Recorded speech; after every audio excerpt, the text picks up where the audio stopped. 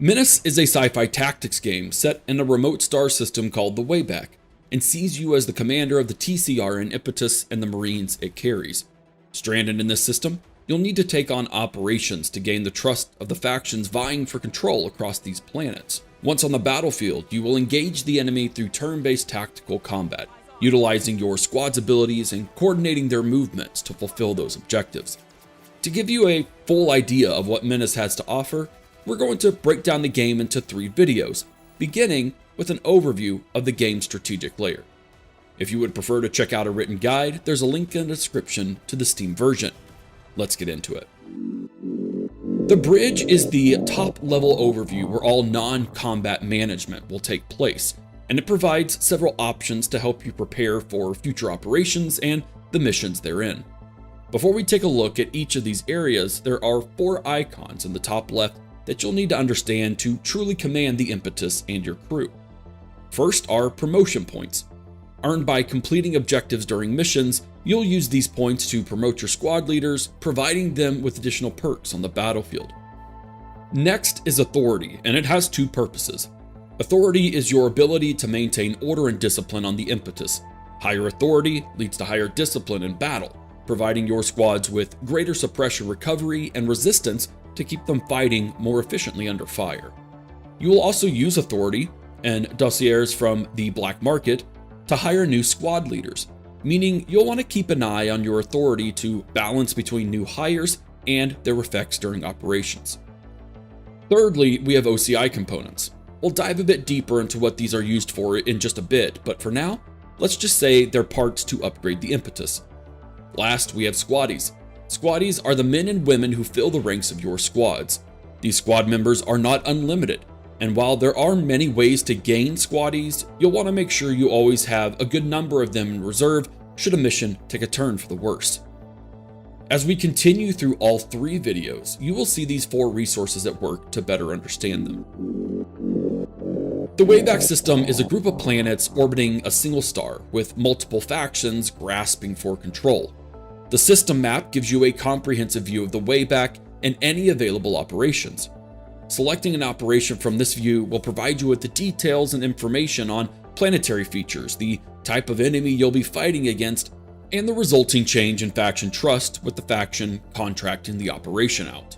For instance, this operation will take place on a temperate biome planet where we'll be fighting against native alien fauna. The success of the operation on this planet will increase our standing with the Backbone by 18. Faction standings are located in the bottom left corner of the strategic overview screen, and selecting any faction displays a brief summary of the faction and any OCI upgrades we may have already unlocked by gaining their trust. Moving ahead a couple of operations, we've gathered enough trust with the multiple factions to unlock unique OCI upgrades for the Impetus that we can use, which we'll address in more detail next. Let's move out of the system map and onto OCI, the next tab on the bridge screen. OCI stands for Operational Capability Improvements, and they are the lifeblood of the Impetus's power projection. At the start of the game, the Impetus is heavily damaged, with nearly every OCI destroyed. There are 3 categories on the Impetus to slot these upgrades: electronics, armament, and hull. Electronics provide intelligence for mission prep, detailing the starting locations of units and their unit types. The higher your intelligence level, the more detailed information you receive to prepare for your missions in the mission brief. As you can see in these 2 clips, your level 1 intelligence reveals next to no information, while a level 5 intelligence provides a great deal of information about the enemy squads present, allowing you to manage your squads appropriately.